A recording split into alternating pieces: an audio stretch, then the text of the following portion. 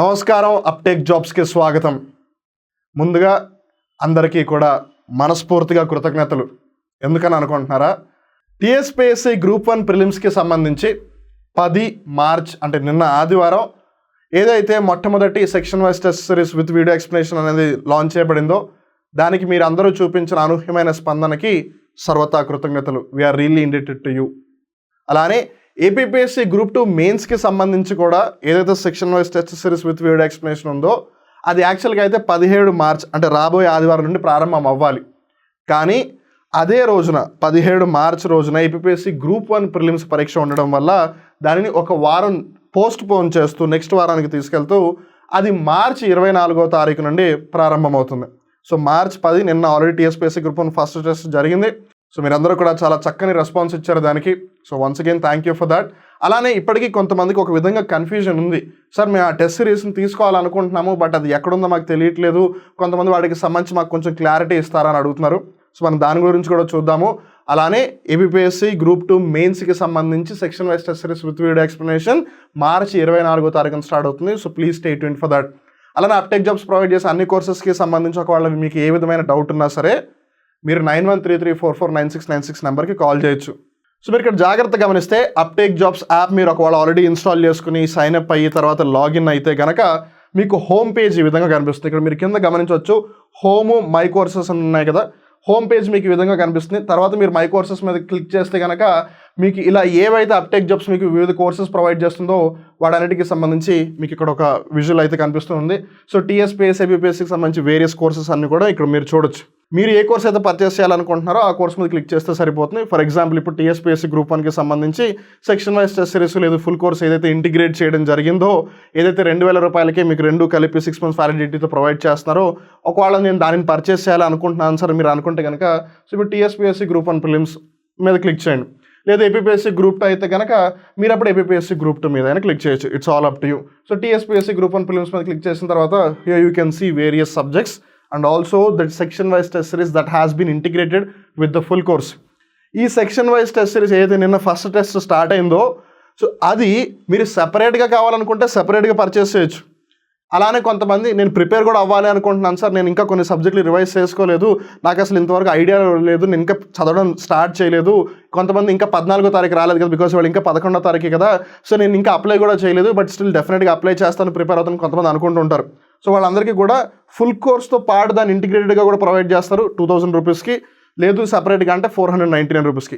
అలానే మీరు మిగతా సబ్జెక్టులు కూడా కావాలంటే సపరేట్గానే పర్చేస్ చేయొచ్చు, లేదా ఆల్ ఇన్ ఆల్ ఫుల్ కోర్స్లో అయితే దీంతో పాటు అది కూడా వచ్చేస్తుంది.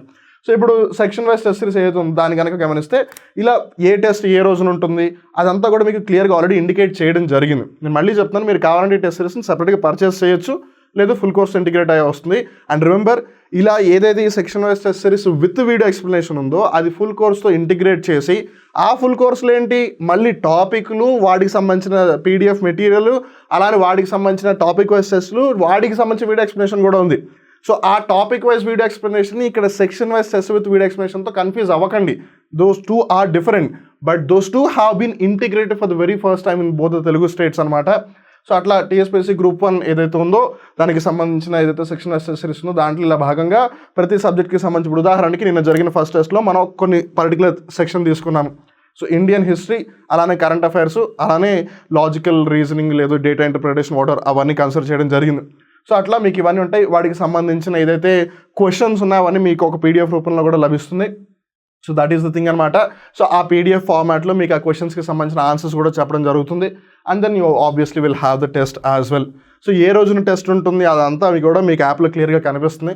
ఒకవేళ వీటికి సంబంధించి మీకు ఏ విధమైన డౌట్ ఉన్నా సరే 9133449696కి కాల్ చేయండి, మర్చిపోవద్దు. సో గుర్తుంది కదా, నిన్నటితో టీఎస్పీఎస్సీ గ్రూప్ 1 ప్రిలిమ్స్ అయితే section wise test with video explanation ఉందో అది స్టార్ట్ అయిపోయింది. బట్ మీరు ఆల్రెడీ నేను లేట్ అయిపోయాను సార్ అంటే కంగారు పడాల్సింది ఏమీ లేదు. మీరు ఇప్పుడైనా హ్యాపీగా లాంచ్ చేసిన కోర్స్ని అవైల్ చేసుకోవచ్చు. మీరు ఈవెన్ నిన్న జరిగిపోయిన టెస్ట్ కూడా మళ్ళీ వెళ్ళి రాసుకోవచ్చు, దాంట్లో ప్రాబ్లం ఏమీ లేదు. అండ్ రిమెంబర్ ఈ టెస్ట్ అన్నింటికి సంబంధించి వీడియో ఎక్స్ప్లెనేషన్ కూడా ఆల్రెడీ ప్రొవైడ్ చేయడం జరిగింది యాప్లో. అలానే ఏబిపిఎస్సి గ్రూప్ 2 మెయిన్స్కి సంబంధించి ఏదైతే section wise test series with video explanation ఉందో అది మీకు 24 మార్చి నుంచి అవైలబుల్గా ఉంటుంది. సో ఎప్పటికప్పుడు ఇలా ఏదన్నా కొత్త కోర్సు లాంచ్ చేస్తే కనుక అది మీకు అప్టేక్ జాబ్స్ యాప్లో తెలుస్తుంది. అండ్ మళ్ళీ చెప్తున్నాను, ఒకవేళ మీరు అప్టేక్ జాబ్స్ యాప్ని ఇప్పటివరకు ఇన్స్టాల్ చేసుకోకపోయినట్టయితే గూగుల్ ప్లే స్టోర్లోకి వెళ్ళి యాప్ని ఇన్స్టాల్ చేసుకోండి. అలానే ఒకవేళ అప్టేక్ జాబ్స్ యూట్యూబ్ ఛానల్ కూడా మీరు ఇప్పటివరకు సబ్స్క్రైబ్ చేసుకోకపోయినట్టయితే I kindly request you to please do that as well, so that మీకు ఎప్పుడు కూడా ఏది అప్డేట్ మిస్ అవ్వకుండా ఉంటారు. On that note let's get into the details of today's current affair linemen. Well, to be specific, linemen కాదు, యాక్చువల్గా linemen Divas.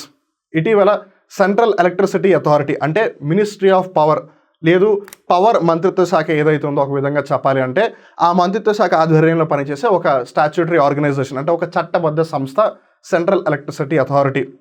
So ఈ సంస్థ లైన్మెన్లను దృష్టిలో పెట్టుకుని ఒక విధంగా అందరి ఇళ్ళకి ఎలక్ట్రిసిటీ వెళ్తుంది, వాళ్ళందరూ హ్యాపీగా యూస్ చేసుకోగలుగుతున్నారు అని అంటే ఈ లైన్మెన్ అనేవాళ్ళు వాళ్ళ ప్రాణాలను సైతం లెక్క చేయకుండా వాళ్ళు సేవలను అందిస్తున్నారు కాబట్టి. సో అందుకని వాళ్ళని గౌరవిస్తూ లైన్మెన్ దివస్ని తీసుకొచ్చింది. అండ్ అది రీసెంట్గా మార్చి 4వ తారీఖున సెలబ్రేట్ చేయడం జరిగింది. సో అందుకని మనం ఇప్పుడు దాని గురించి డిస్కస్ చేస్తున్నాం. సో ఇంతకీ కాంటెక్స్ట్ ఏంటి, మన అంశం గురించి ఎందుకు డిస్కస్ చేస్తాం? Central electricity authority ministry of పవర్లో భాగంగా లేదా పవర్ మంత్రిత్వ శాఖలో ఆధ్వర్యంలో పనిచేసే సెంట్రల్ ఎలక్ట్రిసిటీ అథారిటీ. గుర్తుపెట్టుకోండి, ఇది ఒక స్టాట్యూటరీ సంస్థ అంటే ఒక చట్టబద్ధమైన సంస్థ, అంటే ఒక చట్టం ద్వారా దీని యొక్క రూపకల్పన జరిగింది. ఆ చట్టం ఏంటి అనేది ఒకవేళ మీకు తెలిస్తే కనుక కింద కామెంట్ చేసి చెప్పండి, లేదా కొద్దిసేపు వెయిట్ చేయండి, will get to know about it.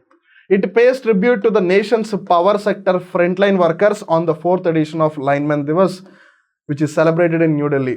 And ఆ డేట్ ఏంటిది? 4th March. ఆబ్వియస్లీ 2024 ఈ సంవత్సరం కాబట్టి ఇదనమాట. సో గుర్తుపెట్టుకోండి, ఇది 4వసారి సెలబ్రేట్ చేస్తున్నారు. సో క్వశ్చన్ ఈ విధంగా కూడా అడగచ్చు. So central electricity authority linemen Divas యొక్క 4th editionని న్యూఢిల్లీలో నిర్వహించారు. ఖచ్చితంగా గ్యారంటీ ఏం కాదు న్యూఢిల్లీలో కండక్ట్ చేయాలి ప్రతిసారి అని. అది ముంబైలో కండక్ట్ చేయొచ్చు, హైదరాబాద్, బెంగళూరు, చెన్నై ఎక్కడైనా కండక్ట్ చేయొచ్చు. సో కరెంట్ అఫైర్లో క్వశ్చన్ ఎక్కడి నుంచైనా రావచ్చు, ఎలాగైనా రావచ్చు, మనం ఊహించింది ఖచ్చితంగా ఎలాగైనా ఉండొచ్చు కదా.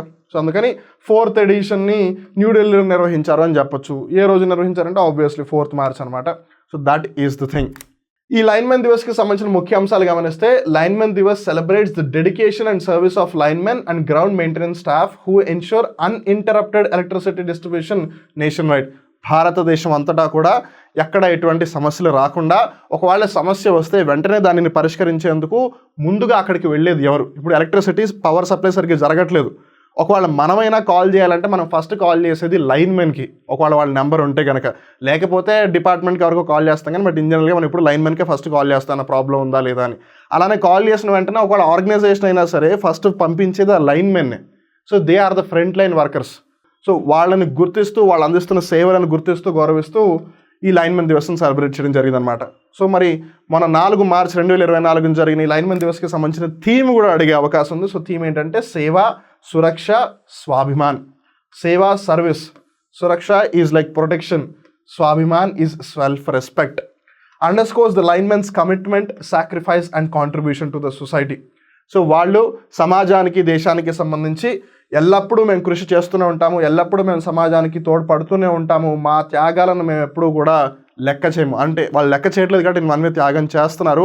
So they are like we are committed to sacrifice our selves to contribute to the society అని లైన్మెన్ ఎప్పుడు భావిస్తూ ఉంటారు కాబట్టి వాళ్ళని గుర్తించడం చాలా చాలా ముఖ్యం. The event facilitated the exchange of safety best practices, showcasing safety equipment and tools, and screening videos to reinforce workplace safety protocols. So వాళ్ళ పనికి సంబంధించి ఏదైతే వాళ్ళకి సేఫ్టీ టూల్స్ కావాలో, అలానే వాళ్ళ పనికి సంబంధించి ఏవైతే సేఫ్టీ మెజర్స్ తీసుకోవాలో వాటన్నిటికీ సంబంధించి కూడా నాలెడ్జ్ అనేది ఎక్స్చేంజ్ చేయడం జరిగిందనమాట మొన్న ఏదైతే లైన్మెన్ దివస్ని సెలబ్రేట్ చేశారో ఆ రోజున. సో మనం ఇందాకే తెలుసుకున్నాము, ఈ సెంట్రల్ ఎలక్ట్రిసిటీ అథారిటీ అనే సంస్థ ఒక స్టాట్యూటరీ సంస్థ, ఒక చట్టబద్ధమైన సంస్థ. దీని యొక్క స్థాపన ఎప్పుడు జరిగింది అంటే 1951. సో ఇప్పుడు క్వశ్చన్లో సెంట్రల్ ఎలక్ట్రిసిటీ అథారిటీ ఒక రాజ్యాంగబద్ధ సంస్థ అని అడుగుతారు, అప్పుడు అది రాంగ్ స్టేట్మెంట్ అవుతుంది. రాజ్యాంగబద్ధ సంస్థ అంటే ఇట్స్ ఎ కాన్స్టిట్యూషనల్ బాడీ. ఇది స్టాట్యూటరీ బాడీ, కాన్స్టిట్యూషనల్ బాడీ కాదు. ఇది ఒక చట్టబద్ధ సంస్థ, రాజ్యాంగబద్ధ సంస్థ కాదు, జాగ్రత్త గుర్తుపెట్టుకోండి. దీని యొక్క స్థాపన ఎప్పుడు జరిగింది? 1951లో. కానీ చట్టబద్ధ అంటే ఏదో ఒక చట్టం ఆధారంగా జరిగి ఉండాలి కదా. మరి ఆ చట్టం ఏంటి అంటే ఎలక్ట్రిసిటీ సప్లై యాక్ట్ ఆఫ్ 1948. 1948వ సంవత్సరంలో వచ్చిన ఈ చట్టం ఆధారంగా 1951లో ఈ సంస్థ యొక్క ఆవిర్భావం జరిగింది. అయితే ఇప్పుడు ఈ చట్టం లేదు. ఇప్పుడు ఉన్న చట్టం ద ఎలక్ట్రిసిటీ యాక్ట్ 2003. బట్ జాగ్రత్త గుర్తుపెట్టుకోండి, ఈ చట్టం ఆధారంగా ఏర్పడిన సంస్థ ఇంకా ఉంది కానీ ఆ చట్టం లేదు. ఆబ్వియస్లీ పరిస్థితులను బట్టి ప్రొవిజన్స్ మార్చేస్తారు కాబట్టి చట్టాలు మారుతూ ఉంటాయి, అమెండ్మెంట్స్ జరుగుతుంటాయి. బట్ కొన్నిసార్లు ఈవెన్ ఎస్టాబ్లిష్డ్ ఆర్గనైజేషన్స్ కూడా రిమూవ్ చేయొచ్చు. సో దీన్ని కూడా రిమూవ్ చేసి ఉండొచ్చు, బట్ దే హ్యావెంట్ డన్. జాగ్రత్త గుర్తుపెట్టుకోండి. The primary functions of the central electricity authority include providing advice on policy matters.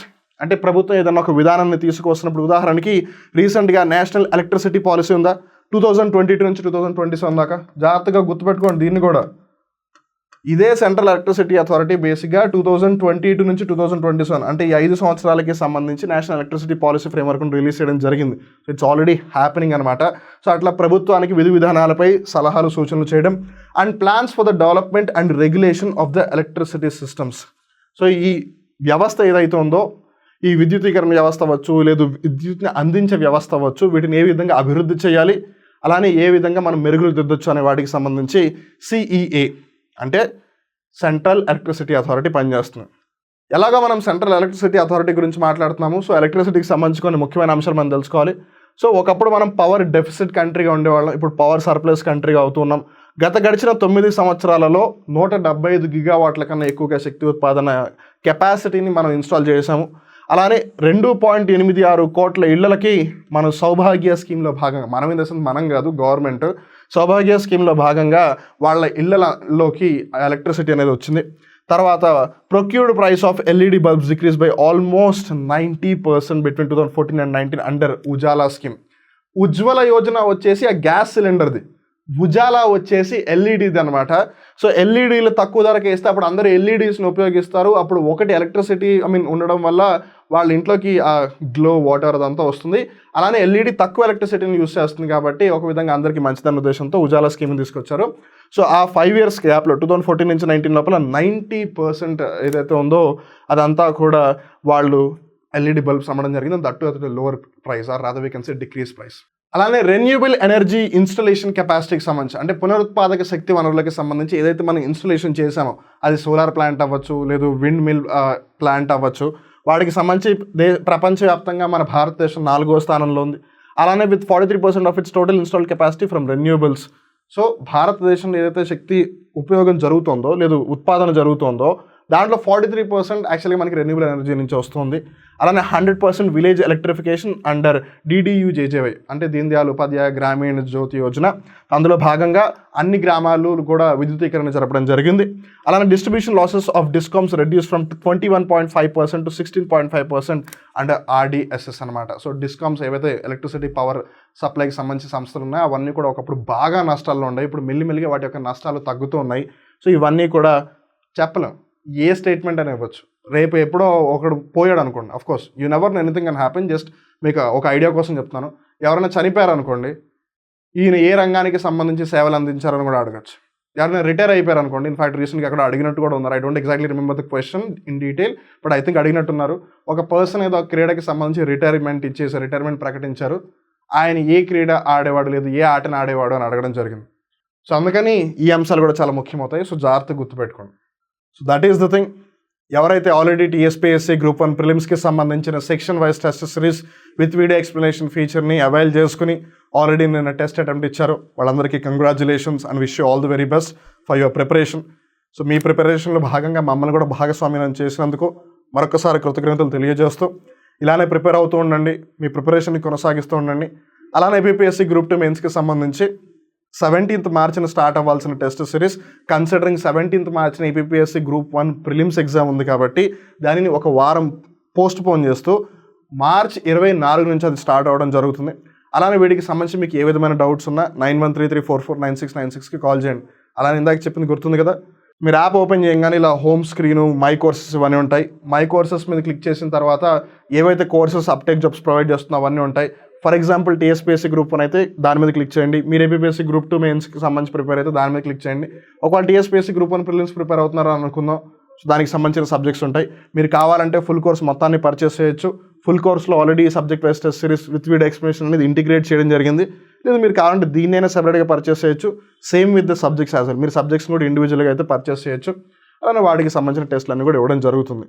And remember, ఒకవేళ మీకు ఇక్కడ ఏవైతే కోర్స్ మీరు చూడాలని అనుకుంటున్నారో అది మీకు కనిపించకపోతే కనుక ఇక్కడ అని ఒకటి కనిపిస్తుంది ఐకాన్ మీద ట్యాప్ చేస్తే కనుక ఇంగ్లీషా తెలుగు అని అడుగుతుంది.